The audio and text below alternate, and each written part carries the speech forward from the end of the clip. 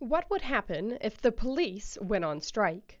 New Governor Kasich has some strong opinions on the matter. If they want to strike, they should be fired. Going on strike is not an option for police and other safety departments.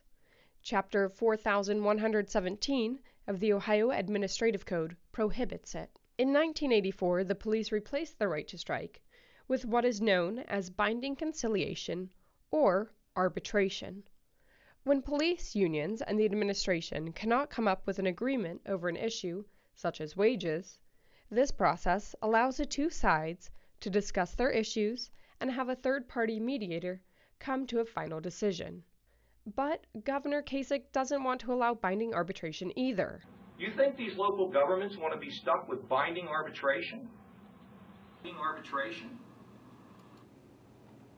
I set out to answer Governor Kasich's question, so I spoke to members of both sides of the issue.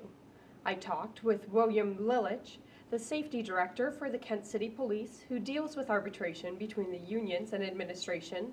I talked with Michael Hosner, an attorney for the Ohio Patrolmen's Benevolence Association, Ohio's largest police union, and I also talked with Robert Stein, a third-party independent arbitrator who has dealt with the unions in Portage County. According to Lilich, the local administration has been working well with the unions. Occasionally we take an issue or two to arbitration to get a resolution.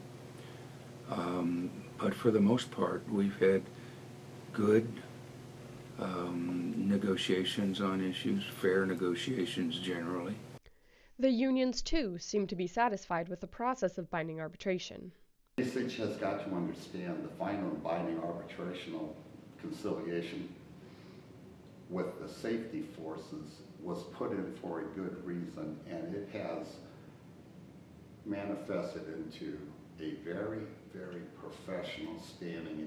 Mediator Stein explains that often binding arbitration forces both sides to come to a compromise on their requests. Because they know that the arbitrator must pick one, there is a tendency for the parties to come closer together. In other words, they're more conservative in their last best offer they put on the table. There's generally a more conservative approach. While it seems that binding arbitration within Portage County is accepted, the question is left. What would happen if Kasich did get rid of the binding arbitration? I don't think anybody would go on strike.